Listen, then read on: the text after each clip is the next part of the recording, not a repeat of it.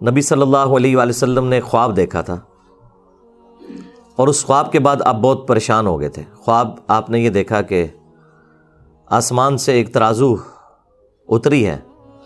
یہ میں نے اپنے کربلا والے ریسرچ پیپر میں بھی خواب ڈالا ہوا ہے، اور اس ترازو میں سیدنا ابو بکر اور حضرت عمر کو تولا گیا۔ پہلے نبی علیہ السلام اور حضرت ابو بکر تھے، نبی علیہ السلام کا پلڑا بھاری تھا، پھر سیدنا ابو بکر اور سیدنا عمر کو تولا گیا، حضرت ابو بکر کا پلڑا بھاری تھا۔ اس کے بعد پھر سیدنا عمر اور عثمان کو تولا گیا تو حضرت عمر کا پلڑا بھاری تھا، پھر وہ ترازو اوپر اٹھا لی گئی۔ تو اس حدیث میں یعنی موجود ہے کہ نبی علیہ السلام اس خواب سے پریشان ہوئے، اور ساتھ حدیث کے اندر یہ درج ہے کہ نبی علیہ السلام کو یہ اشارہ دیا گیا تھا کہ آپ کے بعد خلافت بتدریج ملوکیت میں بدل جائے گی، یعنی حضرت عثمان غنی رضی اللہ تعالیٰ عنہ کے مبارک دور سے پہلے معاملات بڑے صحیح چلیں گے۔ حضرت عمر فاروق رضی اللہ تعالیٰ عنہ کی مینجمنٹ آپ کو پتہ ہے کتنی اسٹرانگ تھی، اس لیے ان کا پلڑا بھاری رہا اور پھر وہ میزان اٹھا لیا گیا۔ اس حدیث کو سپورٹیو حدیث بخاری مسلم کے اندر بھی موجود ہے، جو نبی علیہ السلام کے مبارک زمانے میں ایک شخص نے خواب دیکھا تھا۔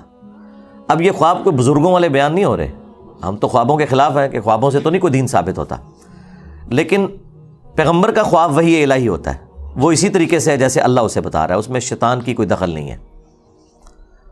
بخاری مسلم میں حدیث ہے نا کہ خواب نبوت کا 46واں حصہ ہے، تو انبیاء کے جو خواب ہیں وہ ڈیفینیٹ ہوتے ہیں، وحی الہی۔ سورہ الصافات میں آیا کہ حضرت ابراہیم علیہ السلام نے خواب میں دیکھا تھا کہ میں اپنے بیٹے کی قربانی کر رہا ہوں، تو اسی پہ انہوں نے پھر حضرت اسماعیل کو آمادہ کیا، یعنی خواب کے اوپر ایک بندے کو قتل کرنا، اس کے اوپر آمادہ ہو جانا، یہ صرف اسی صورت میں ہے کہ جب وہ وحی الہی ہو، ورنہ تو کوئی انسان دوسرے انسان کو ناحق قتل نہیں کر سکتا بغیر کسی وجہ کے۔ دو ہی استثناء آئی ہیں، فساد فی الارض یا قتل کے بدلے قتل۔ اس لیے آپ دیکھیں جو حضرت موسیٰ اور خضر کا واقعہ آیا ہے سورۃ الکہف کے اندر، اس میں بھی جب وہ بچے کو قتل کر دیتے ہیں، حضرت موسیٰ علیہ السلام اس پر اعتراض کرتے ہیں کہ تم نے نفس کے بغیر ایک دوسرے نفس کو قتل کر دیا۔ تو وہ تو خیر مسئلہ تقدیر کا ایشو تھا، وہ اللہ تعالیٰ نے فرشتوں کے ذریعے موت لینی ہوتی ہے، چاہے حضرت اسرائیل علیہ السلام آئیں یا ان کے بہاف کے اوپر حضرت خضر وہ ڈیوٹی پوری کریں، اس سے کسی انسان کا دوسرے انسان کو قتل کرنا ثابت نہیں ہوتا۔ تو انبیاء کرام کے جو خواب ہیں وہ وحی الہی ہوتے ہیں۔ انبیاء کے بعد بخاری مسلم میں آیا کہ میری وفات کے بعد اب نبوت کی خبروں میں صرف مبشرات باقی ہیں۔ پوچھا گیا مبشرات کیا ہیں، تو آپ علیہ السلام نے فرمایا کہ خواب۔ پھر بخاری مسلم میں ہی آیا ہے کہ خواب کی 3 اقسام ہیں، یا تو اللہ کی طرف سے ہوگا یا وہ شیطان کی طرف سے، اور ساتھ ایک تابعی کا قول ابن سیرین کا نقل کیا ہے امام بخاری امام مسلم نے، انہوں نے اسی کی چھوٹی کیٹیگری بتائی کہ یا وہ نفس کی طرف سے ہوگا پھر خواب، یعنی جو انسان سوچتا ہے بعض اوقات وہی چیز خواب کی شکل میں اسے نظر آ جاتی ہے۔ اور ایٹیچیوڈ یہ ہے کہ جب اچھا خواب دیکھیں اللہ کا شکر ادا کریں، اور اگر کوئی برا خواب دیکھتے ہیں تو آپ بائیں طرف 3 دفعہ تھوک دیں، اور اس کا ذکر بھی کسی کے ساتھ نہ کریں، برا خواب اگر کسی کو آتا ہے تو۔ اب یہاں پر اللہ کے محبوب صلی اللہ علیہ وآلہ وسلم کا خواب میں نے بیان کیا، ابو داؤد سے، ترمذی سے، مسند احمد میں بھی یہ خواب موجود ہے۔ ایک اور خواب جو رسول اللہ کے مبارک زمانے میں آیا، وہ حدیث بخاری اور مسلم دونوں میں ہے، وہ میں نے کربلا والے ریسرچ پیپر میں ڈالی ہوئی ہے۔ اس حدیث میں یہ آتا ہے کہ ایک شخص نے خواب دیکھا کہ آسمان سے گھی اور شہد ٹپک رہا ہے، اور ایک سائبان بادل نے سایہ کیے ہوئے ہیں، اور ایک رسی بھی لٹک رہی ہے۔ تھوڑی دیر بعد نبی صلی اللہ علیہ وآلہ وسلم وہ مبارک رسی پکڑتے ہیں اور اوپر چڑھ جاتے ہیں آسمان پہ، اور وہ جو شہد اور گھی ٹپک رہے ہیں نا، لوگ اپنے اپنے برتن کے مطابق اس میں سے بھر کے اپنے گھروں کو بھی لے کے جا رہے ہیں۔ یہ خواب بخاری میں بھی ہے اور مسلم کے اندر بھی۔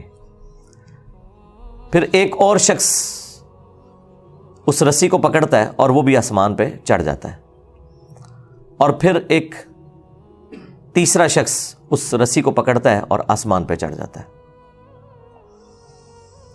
یعنی نبی صلی اللہ علیہ وآلہ وسلم کے بعد 2 اور اشخاص ہیں جو اس رسی کو پکڑ کے آسمان پہ چڑھ جاتے ہیں۔ جب چوتھا شخص پکڑتا ہے، یعنی نبی علیہ السلام اور 2 اور لوگ اور پھر ایک چوتھا شخص، تو وہ رسی ٹوٹ جاتی ہے۔ پھر حدیث کے الفاظ ہیں کہ اس شخص نے خواب میں دیکھا کہ وہ رسی دوبارہ سے اس شخص کے لیے جوڑ دی جاتی ہے اور وہ شخص بھی اوپر چڑھ جاتا ہے۔ جب یہ خواب سنانے والا نبی علیہ السلام کی بارگاہ میں حاضر ہوا تعبیر پوچھنے کے لیے، تو آپ کی تو مبارک عادت تھی کہ آپ فجر کے بعد خوابوں کی تعبیر ارشاد فرمایا کرتے تھے۔ اب یہ وہ سنت ہے جس پہ آج کوئی عمل نہیں کر سکتا، نہ کوئی اس کے اوپر کوئی تماشا کھڑا کر سکتا ہے۔ ظاہر ہے کہ خواب چونکہ نبوت کی خبروں سے ہیں، تو نبی علیہ السلام کے مبارک زمانے میں تو وحی کا سلسلہ رکا نہیں تھا، تو اللہ کے نبی کو وحی کی تائید حاصل تھی، آپ خواب کی تعبیر بیان فرما سکتے تھے۔ آج کوئی بھی کرے گا تو وہ اسیسمنٹ ہوگی، غلط بھی ہو سکتی ہے، صحیح بھی ہو سکتی ہے، جب تک کہ وہ خواب کوئی شکل اختیار نہ کر لے اور ایگزیکٹلی ویسا ہو نہ جائے۔ باقی تو ساروں کی اسیسمنٹ ہے، صحیح بھی غلط بھی، وثوق سے نہیں کوئی کہہ سکتا۔ ہم سے بھی لوگ یہاں اکیڈمی میں رابطہ کرتے ہیں، جی یہ خواب آیا، جی تعبیر بتائیں۔ ہم انہیں کہتے ہیں بھئی تعبیر بتانے والا چلا گیا دنیا سے، اس کی قبر مدینے میں صلی اللہ علیہ وآلہ وسلم۔ اس کے بعد جتنے بھی واقعات ہیں وہ تو آپ دیکھیں، اتنے بڑے بڑے تعبیر بتانے والے لوگ مصر کے اندر موجود تھے، لیکن جب اس مصر کے بادشاہ کو خواب آیا تو تعبیر تو حضرت یوسف علیہ السلام نے ہی بتائی ہے نا، اور اس میں قرآن میں واضح ہے کہ اللہ تعالیٰ نے انہیں علم سکھایا تھا۔ تو انبیاء تک تو یہ معاملہ درست ہے۔ اس کے بعد لوگوں نے تب آزمائی کی ہے، کچھ چیزیں ابن سیرین کی طرف منسوب کی ہوئی ہیں۔ وہ ایک تعبیر الرؤیا کتاب بھی ملتی ہے مارکیٹ کے اندر، ایک تابعی تھے محمد ابن سیرین، ان کی طرف منسوب ایک کتاب ہے، وہ کتاب ہی لوگوں نے رکھی ہوئی ہوتی ہے۔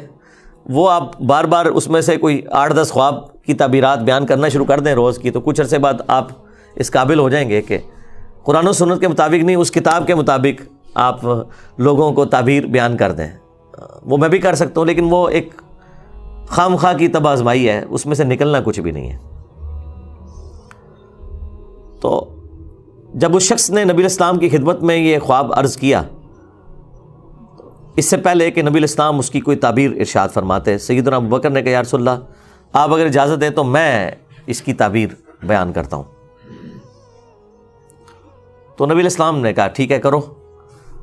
تو انہوں نے کہا کہ یہ جو ایک سائبان ہے اور گھی اور شہد ٹپک رہا ہے، یہ بیسیکلی اللہ تعالیٰ کی طرف سے مخلوق کے لیے اسلام کا ایک سایہ ہے، اور یہ وحی کی تعلیمات ہیں، قرآن حکیم کی تعلیمات ہیں جو آسمان سے نازل ہو رہی ہیں، اور لوگ اپنے اپنے ظرف کے مطابق اس میں سے حاصل کر رہے ہیں۔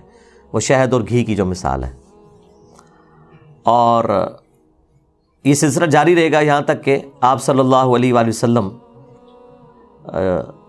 اللہ تعالیٰ کے پاس چلے جائیں گے۔ یعنی وہ رسی سے جو نبی علیہ السلام کو اوپر چڑھتے ہوئے دیکھا، تو یعنی آپ علیہ السلام کو موت آ جائے گی، آپ اللہ کے پاس چلے جائیں گے، اور آپ کے بعد ایک اور شخص اس سسٹم کو سنبھالے گا۔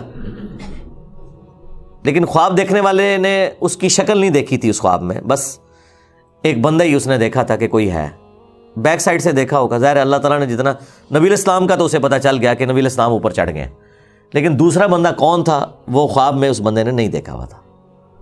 تو ایک اور شخص اس مسند پہ بیٹھے گا، وہ بھی اوپر چڑھ جائے گا، پھر ایک دوسرا شخص بیٹھے گا اس مسند پہ، وہ بھی اوپر چڑھ جائے گا، اور جب تیسرا چڑھے گا تو وہ رسی ٹوٹ جائے گی، اور پھر اس کے لیے رسی کو جوڑا جائے گا اور وہ بھی اوپر چڑھ جائے گا۔